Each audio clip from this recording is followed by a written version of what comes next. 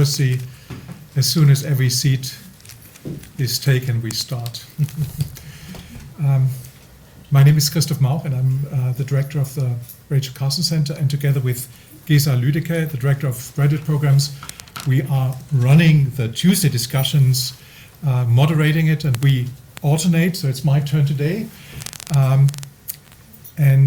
This is the first Tuesday discussion of the summer semester, and we're excited to have Tobias Müller with us today. If you thought that Georg Dietz would be here today, he's not here, as you can see. He sends his regards. He was hoping to come. He was the editor-in-chief of the new institute. We'll hear something about the new institute and what's happening there in Hamburg at that exciting place. But Georg Dietz had to rush to the hospital, so he's in Berlin. All the more happy are we that Tobias just jumped in and actually jumped on a train from Hamburg, came here, and will be back in Hamburg. Can you believe that? So this morning he was in Hamburg. This night he will be back in Hamburg. So we're very actually we should applaud him at this point already. So Tobias Müller is a member of this new institution called the New Institute. It's still new. I don't know whether it has the right ring in 20 years. Well, the new school, as you know. The new school still sounds exciting. So the New Institute was started in 2020 in Hamburg, and we are very happy to have somebody for the first time here from the New Institute. The New Institute is a place that sees itself as a center of advanced study, but also as a platform for social change. So what you're trying to do is not just talk, but also engage with major problems and issues, social issues, ecological issues. And I think I remember the motto of the Institute, which is Hamburg is our home, the world is our habitat, and the future is our concern. It's such a good motto that I can remember. It must be good. Well, Tobias is a fellow at that institute. It's located, you can't see it here, but it's located in a very famous ensemble, like classic. You've got a photo, so wonderful. And so the fellows can actually live there. It's a dream space for people to do research and to think, but also to be actively engaged. Tobias is totally fascinating. When you look at his CV, you think Tobias Müller there must be at least 2 or 3 Tobias Müllers. There are many more, but I thought I realized it's just the one. The same one who is an affiliated lecturer in Cambridge and a research associate at another Cambridge institute, somebody who got a BA in law and politics from this university and MPhil in political science and international studies from Cambridge University, another master from this university, so the greatest universities in the world, LMU, a master in religious studies and culture, and then another PhD in philosophy from Cambridge. So he's not only a great academic, but he's worked on from Munich and Cambridge, but he's also worked in Leiden, one of the oldest universities in Europe, on a project that deals with the radicalization of society. And so we're really lucky that we were mostly going to talk about the Institute, but now we have a chance to really talk about a little bit also about what you're interested in, which is the climate movement and how people think politics, or how we should rethink politics through the climate movement, which is one of the many projects that that you are working on. So I'm excited. I'm very happy to have you, Tobias, and please join me in welcoming Dr. Tobias Müller. Yeah, thank you so much for the kind introduction. I think you're one of the few people who actually can recount CVs without looking at notes. That's very flattering and impressive. Thank you. As Christoph already said, Georg sends his regards. His kid's in hospital and hence he can't be here.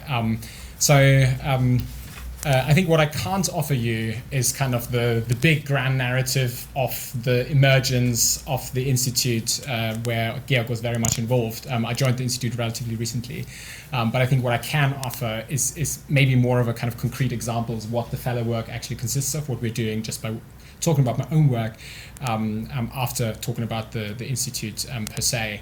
And then I'm very happy to obviously broaden the discussion to either kind of on the new institute, what it's doing, or on my own research. So I'll try to stick to the 10 minutes that we've given. So maybe it's gonna come across as slightly rushed. Feel free to just ask any questions on anything that might kind of run through too fast.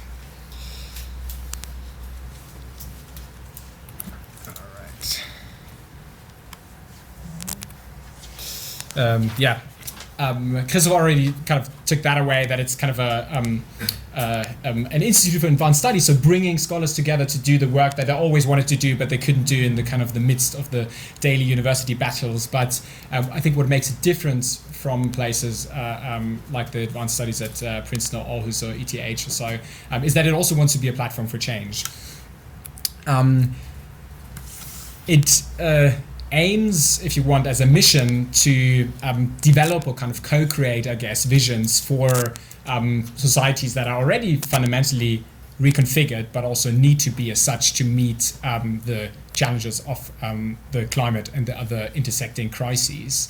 It tries to combine, if you want, kind of the academic rigor with the innovative practices and methodologies that inspire social change.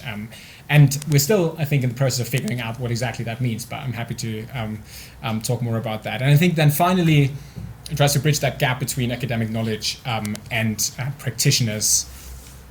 And these can be policymakers, activists, artists, journalists, entrepreneurs, and other people from different walks of life. What does that look like in terms of the programs that there are at the Institute? There are kind of four major themes, if you want. Obviously, the socio-ecological transformation is at the heart of the mission and what everybody is committed to. So questions around ecology. Connected to that is also the question, what does that say, or what does that, how does thinking about the human condition help us to understand those challenges better? What is the role of democracy in managing or failing to address that? And of course, how do we transform the political economy to meet those challenges? Just to introduce three of the, I think probably by now 5 programs that we have. One is the Foundation of Value and Values, which is guided or kind of following the question, what could a value system be that is like kind of can meet the multiple intersecting crises that we're facing? How might we organize the economy differently is at the heart of what is now called, I think, the socio-economic transformation. And what is the future of democracy? What would it mean to have a democracy, a democratic system that is fit to actually deal with the climate crisis? There's also one I realized that might be interesting for the historians in the room, which is it's called Voices of the Past, which is actually on past social movements and tries to understand why they were successful and under what circumstances. Very briefly, Christoph already mentioned this. I think what makes the New Institute quite fascinating is that it has purchased these 9 classicist townhouses right at the center of Hamburg, and the idea is really to make that whole ensemble kind of first to kind of not just destroy the buildings and put something new there, but kind of to renovate them, which is much less CO2 intensive, but also kind of to make this a place where the people meet the activists, the scholars, the politicians, the people from neighborhoods. So we'll host a library, a cafe, a vast garden, a restaurant, lecture rooms, room to do yoga, breakout spaces and whatever, but also 35 kind of rooms for the fellows themselves. And I'm one of the lucky ones who's already living there, although the whole place is still a massive construction site, which has its own interesting challenges. But it's a really interesting and beautiful place with its ups and downs. But I think it's really exciting to have that kind of centralized, dedicated space. Just briefly, some of the people who have been there and will be there as fellows. Again, it's mainly academics, kind of 70% academics, 30% practitioners. From different institutions, and it ranges in terms of the different disciplinary backgrounds from say Avram Alpert is a kind of more creative writer, Homi Bhabha obviously a kind of literature post-colonial scholar, to Lea Ipi being a political theorist, to Maria Ines, who is the editor-in-chief of the Arts of the Working Class. So that is kind of roughly the type of people that we're trying to bring together. So that was it for the kind of New Institute. I'm very happy to take any questions, just in the interest of time. I will now jump to briefly present what my research is about and how it maybe fits to what the New Institute is trying to do. I'll briefly kind of set the stage, talk a bit about theory and methodology, and then get into some case studies and try to draw some conclusions from that. So just briefly, and I don't think I need to say much more because Christoph said a lot about it already, but I'm really interested in what happens when civil society challenges the state. I've worked with religious communities, particularly with Islam in Europe. In fact, part of my PhD fieldwork was in Hasenberger here and in London as well. I think that's why I'm coming also from a perspective to ecology that always takes kind of social justice, gender and racial justice questions seriously, while at the same time also being conscious about the questions of spirituality, cosmology, in the language of the end of the world or apocalypse and so on. I do that mostly through what I call ethnographic political theory. That means I try to very closely understand and study the people I'm working with as a participant observer. That means I take the people I work with seriously as theorists, not only as kind of activists or informants. And that positions me as someone who, say I'm a critical friend of the climate movement that I'm studying. I think I share a lot of the goals, but at the same time I have a lot of criticism as well. So if I may, I would kind of briefly take 45 seconds of your time to just get into that, what that practically could mean, or kind of that practice orientation that goes beyond mere textual, and invite you to, if you're comfortable, briefly close your eyes and imagine you're with a group of people who are about to go onto a motorway and maybe be dragged off and put into a prison for an extended period of time. And you come together before, and this is one of the practices that Extinction Rebellion does each time before, is saying the solemn intention statement that I'm going to read to you. Let's take a moment, this moment, to consider why we're here. Let's remember our love for this beautiful planet that feeds, nourishes, and sustains us. Let's remember our love for the whole of humanity in all corners of the world. Let's recollect our sincere desire to protect all this for ourselves, for all living beings, and for generations to come. As we act today, may we find the courage to bring a sense of peace, love, and appreciation to everyone we encounter, to every word we speak, and to every action we make. We're here for all of us. Thank you. You can open your eyes again. This is also just to showcase the different types of, I think, material also I try to engage with. So not just like kind of interview data, but really also kind of practices, in a way the non-verbal, the performative, the ritualistic as well.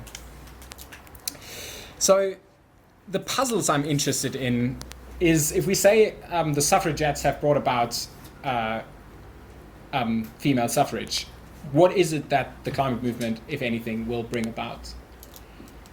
What happens on these front lines, if you want, these laboratories of democracy where people try out new ways of ecological thinking, bringing in future generations, bringing in non-human beings? I'm also interested in what forms of alliance buildings are actually effective beyond kind of the climate movement. And what actually would happen and change if we take the pluriversality of ecological knowledge and knowledge about society, in fact, seriously. From that, some guiding research questions, and these are very, very broad ones, like I have for the papers, obviously more concrete ones. But what I'm really interested in is, like, how are these basic concepts that organize our society, like democracy, justice, and the state, how are they reshaped and rethought by the climate movement transnationally?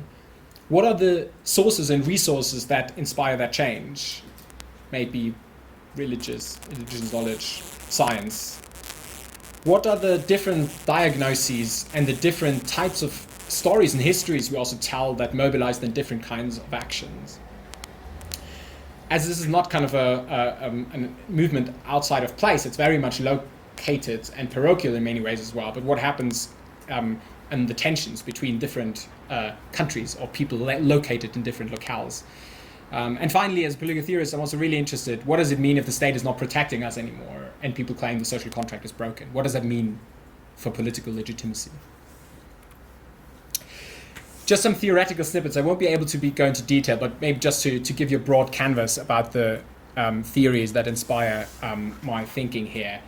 I think thinking about the Anthropocene through the perspective of kind of a decolonial and kind of critical geological angle, as Catherine Youssef does, I find really helpful. I think we need, particularly in the realm of ecology, theories from the South that take seriously that a lot of what we will experience here in the global North is already happening in the global South, which implies living in capitalist ruins, obviously, but also in terms of the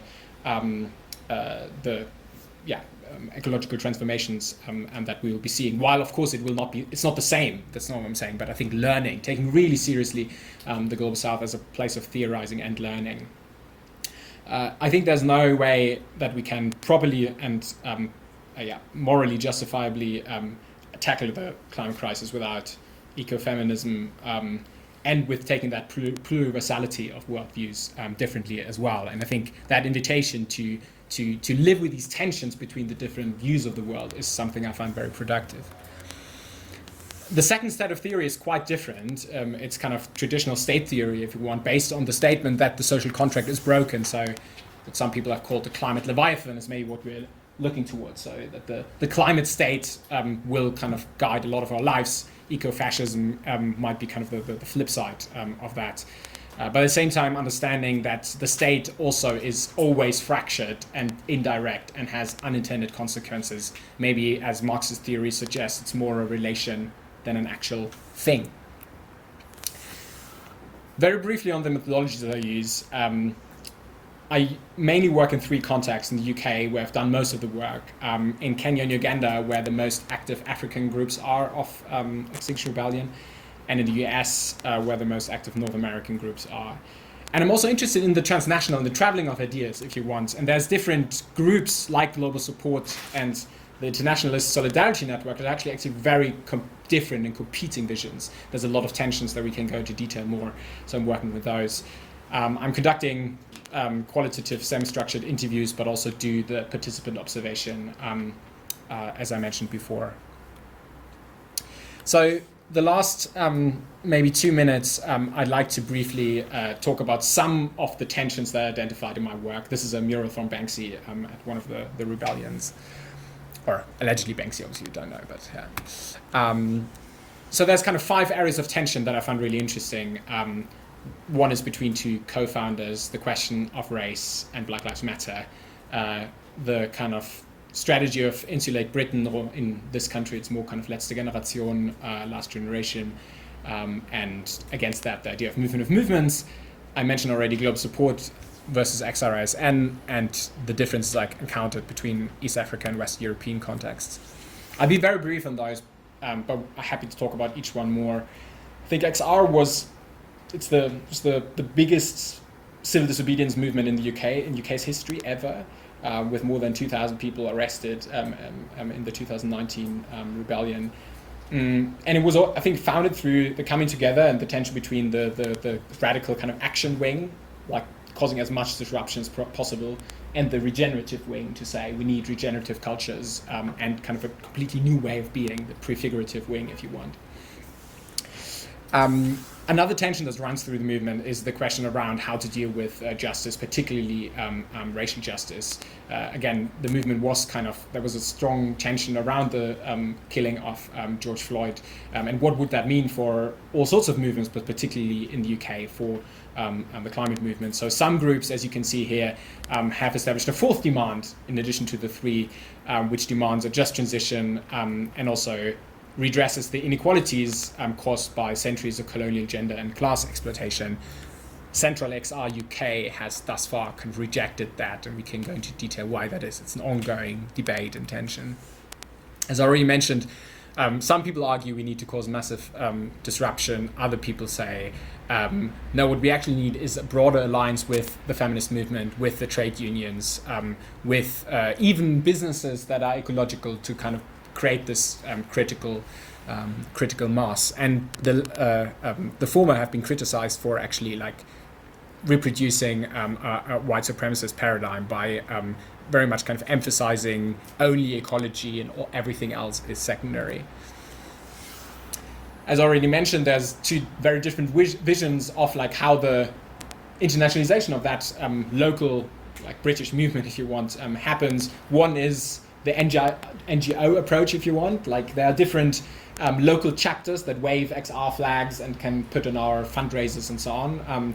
And the other one is the international solidarity one. We don't want to promote XR, but we connect with centuries of intergenerational resistance in local communities. So just as an example, one group in Kenya talked to the Green Belt movement, that's the global support people, and the XRSN people asked me to be in touch with Field Marshal Matoni from the Mau Mau as the community of resistance. So you kind of see the different types of alliances that are being built here.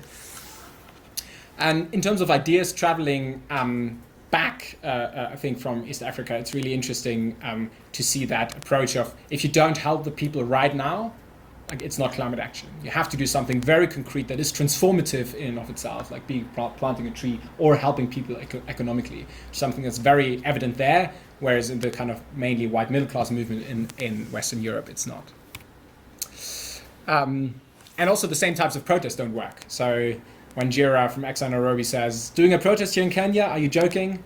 We're not rebelling against the government. We're rebelling against the bad actions of the government, which I think links to the post-colonial state histories as well, which always was a different one, kind of than the Western welfare state. And Cyprian says, we need the state to fight the climate crisis. So you see these people all identify as XR, but have very different priorities and theories.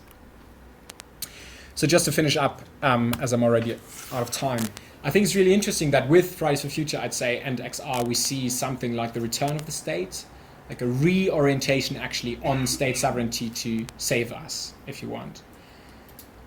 I think we also see that what the future is and our concern for the future, and this is very much directed critically also at the TNI slogan, often is a very, again, white middle class Western concern. We're concerned about the future. But if your child is dying of hunger right now, you're not concerned about the future. And what does that mean that we say we are concerned about the future? What does that tell us about what the present is?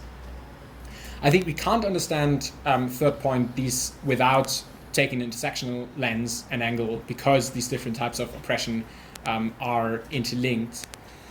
At the same time, I think it's very interesting because if we want to be prefigurative and want to be the change ourselves, there's a danger of making that it is a depolitical stance. It's an individual change stance. We can talk about theories of change later.